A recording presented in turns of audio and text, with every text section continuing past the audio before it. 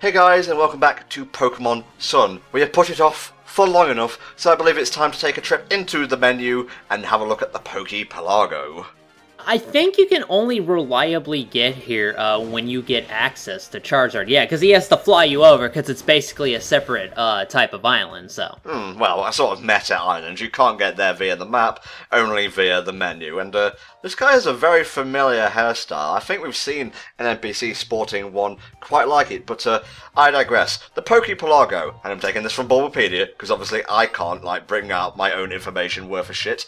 A number of small islands make up Pokepelago, each of which has its own function. As more Pokemon are sent to the Pokepelago, more facilities and isles become available. Pokepelago is watched over by Mon, M-O-H-N. Pokepelago is blah blah blah blah blah blah, and it's essentially a place where, Pokemon can go and, chill out when they're in the box and whatnot. So no longer will we have visions of them, stagnating, alone, cold, afraid, as we bop on through our island challenge and become the Pokemon champion. I always imagined when they were chilling in the box, it would be kind of like Demolition Man, where they're kind of frozen in there for hundreds of years, but it flashes by in an instant. Then they get woken up in a new future, where it's like a utopia and all forms of crime and such have been eliminated. At least that was my theory. It also gives us another use for the beans here. They're not just for making your Pokemon more affectionate, they can even make wild Pokemon appear in the Pelago. I saw a wild Pinsir here, and I was like, yeah, I'm gonna have that, thank you very much. Well, you get a fucking Pinsir? I need to get me a Scyther Man, because I want to add a Scizor to the crew, so maybe I have to visit this place a little bit more. Indeed. In fact, I have the list of wild Pokemon available here, and I, again, will read from Bulbapedia, since this is it's a very demonstrative start of a plan. I always struggle with those. As the player progresses through the story, more Pokemon become available, while others will become more or less common. The availability of Pokemon changes when the player reaches Ula Island, Pony Island, and after the player becomes champion. You've got Spearow, Zubat, Poliwag, Kadabra, Magnemite, Shelder, Ghastly, Staryu, this is the worst Pokerap ever, Cypher, Pinsir, Lapras, Murkrow, Skarmory, Wingull, Matang, Drifblim, Mismagius, Emolga, Rufflet, Vullaby, those last two are Sun and Moon exclusive respectively, Fletchling, Carbink, Klefki, Trevenant, that really creepy tree ghost thing, Pikibek, and Pyukumuku, that thing that spits out its gusts in a fist. Ah, yes, but can you encounter Pikablu? That's what I want to know. Oh, only in Bill's garden, my friend. Oh yeah, that must be another part of the, rumor that I didn't hear about.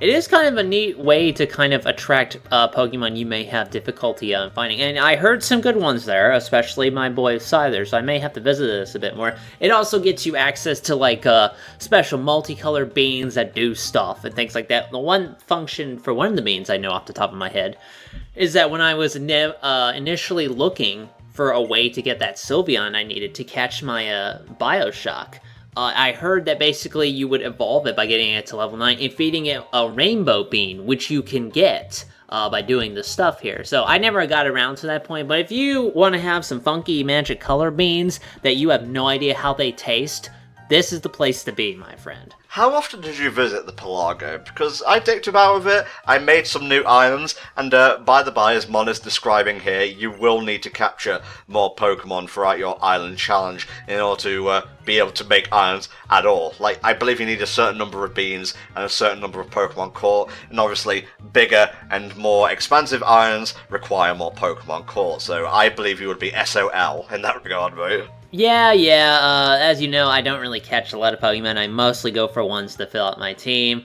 I only really went here twice. One of them accidental, actually, so I'm not really sure if that counts. But it's a nice idea. I like the idea of having a place where the Pokemon in the box can hang out. It's just not really my bag at the end of the day, and I feel there are other methods I can use to attain the Pokemon I want. So, meh.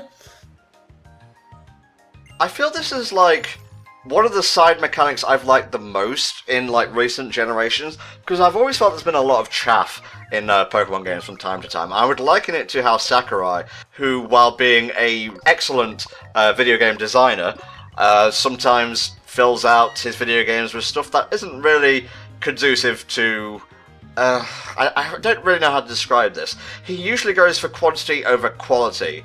Sometimes that to the detriment of the games he creates. Like Kid Icarus Uprising, for example. There's so many weapons and such that I just focused on one. I didn't really bother like leveling up and so on. And I understand that's a problem with myself. But you know, like in previous years, like the Pokeathlon, or I think that was like in the video games, not in like a side spin-off. I just didn't bother with that. But the Pelago, finally, my team has a place to chill when they're in the box. And I appreciate that. Yeah, it's pretty good that Greg Universe here is doing his part to take care of the Pokemon for us. I really appreciate it. Oh, I only needed one more to develop a new isle. Ugh, always the way. You got some weird islands you can develop. Like, this one is just like a croissant. Like, I don't even know. I guess he was looking at his plate of food when he was coming up with these island ideas. This one is just like a heart-shaped cookie. I don't know, like one of those soft bread kind of things. Mm-hmm. And different islands do different things. On one of them, I believe this is Isle Aphon, again, looking at Bulbapedia here, you can send Pokemon off on a treasure hunt and they can come back with all kinds of good stuff, including, but not limited to, elemental stones, shards and stuff, and even gold bottle caps, but they're very rare.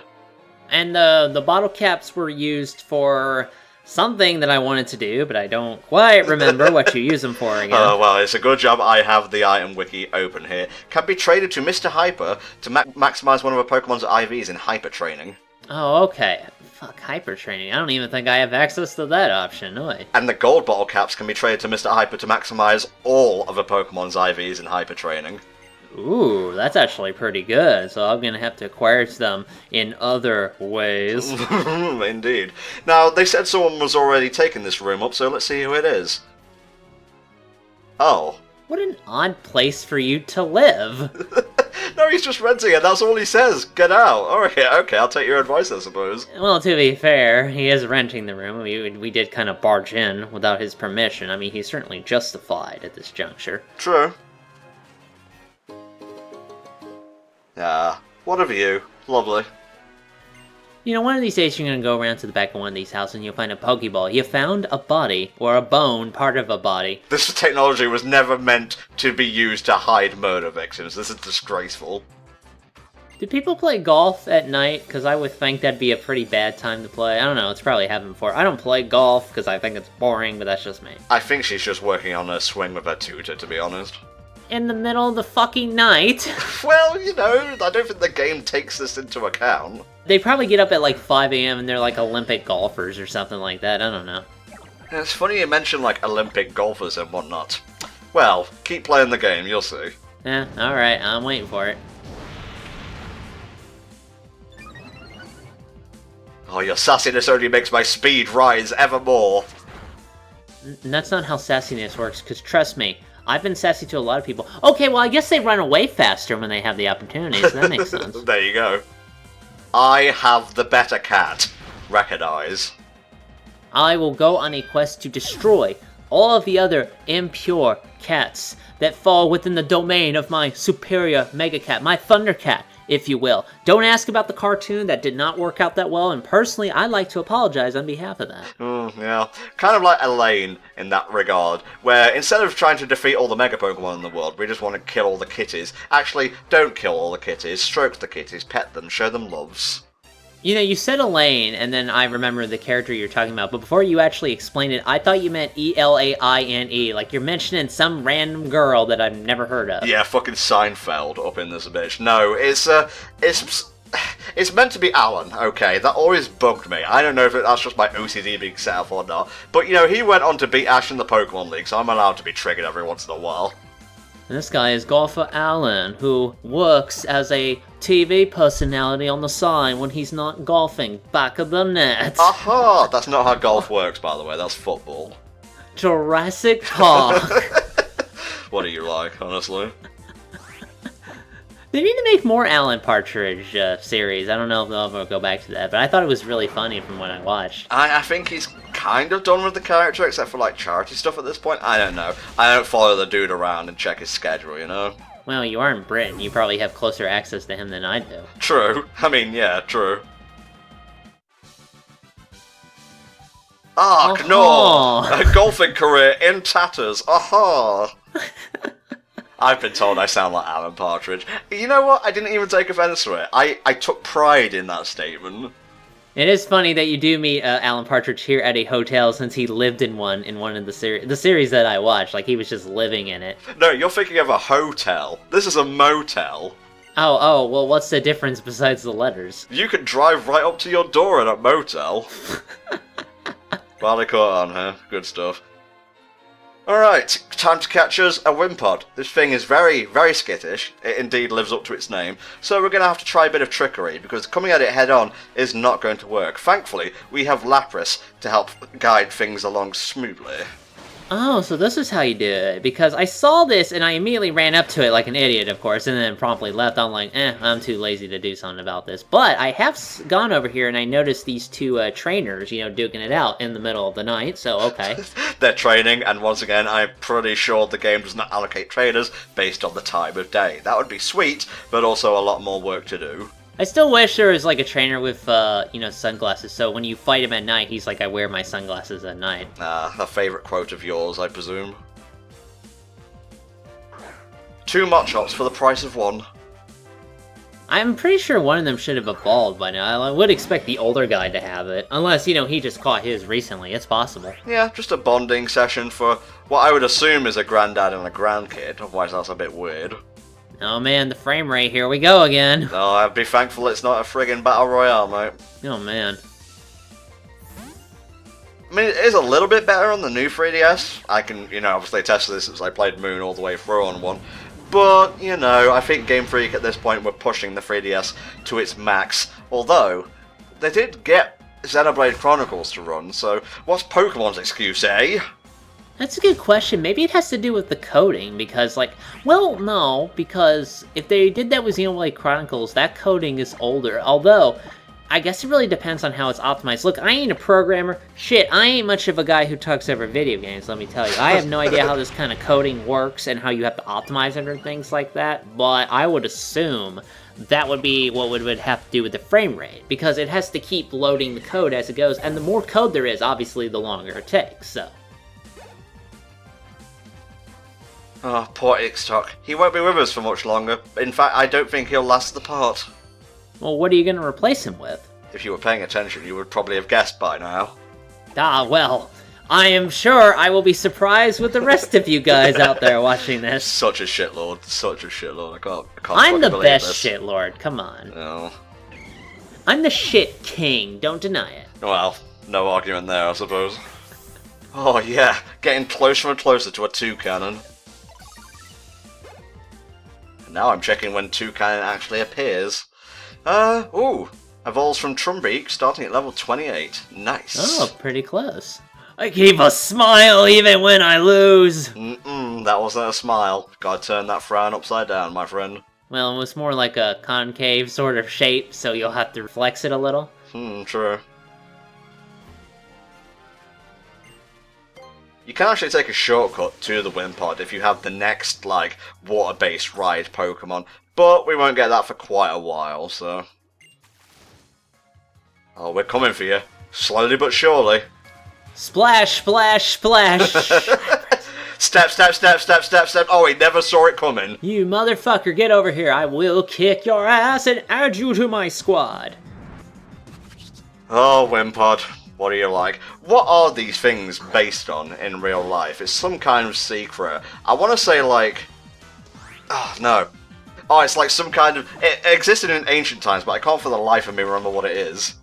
Well, I'm gonna look it up, because I have no fucking idea. It's Bug and Water. It's an Arthropod Pokemon. That helps.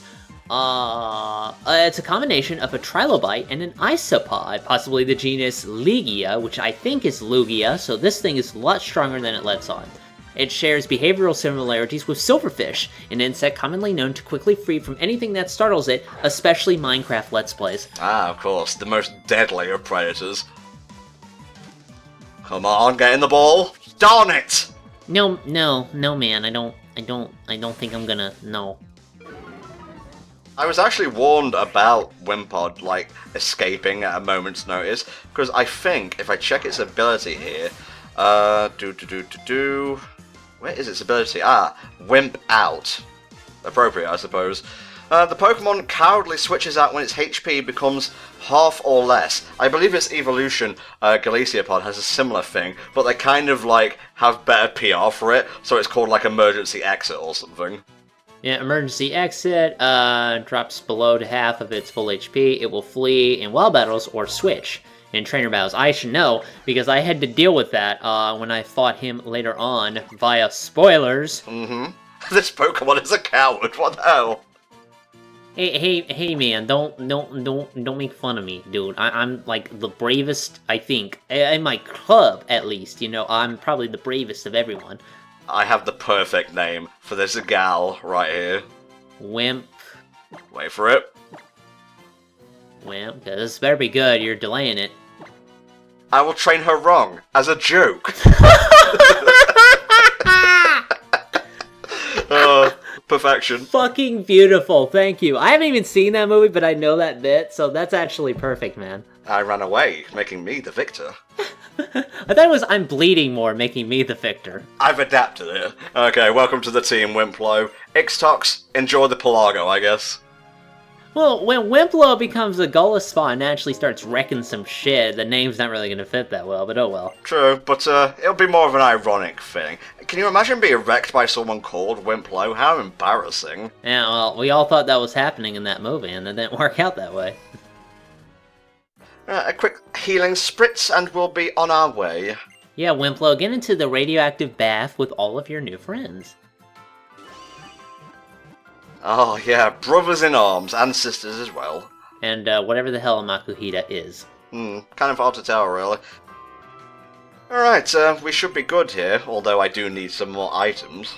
Listen, I have a lot of nuggets, and they must go right now, due to a processing error. I'm gonna offload that strange souvenir, by the way. I've been meaning to do that. It's probably, as we've said, it's a piece of shit, but I need to get rid of it. Ah, 3 nuggets. Excellent. 15 grand right there. Yeah, it's a good thing they have 15 grand in the cash register to pay for the kid who brings in gold. Did you steal that off of the back of a truck? I certainly hope you didn't. Maybe. Maybe. Although now that you bring that up, it would be nice to play as a ne'er-do-well come Generation 8. But that's a convention even Pokemon might be too afraid to book. Well, hey, I mean, they've twisted things up like so far and so differently as of this point. I think anything's possible at this juncture. I really hope this trend of innovation continues into the next generation, because I have been really enjoying my time with this game, and I'm looking forward to completing it. Thank you. Your check from Game Freak is in the mail, my friend. We have made it to the Lush Jungle, but we're not quite ready to take on Mallow just yet. That's for next time. So we'll see you then in the Pokemon Sun playthrough.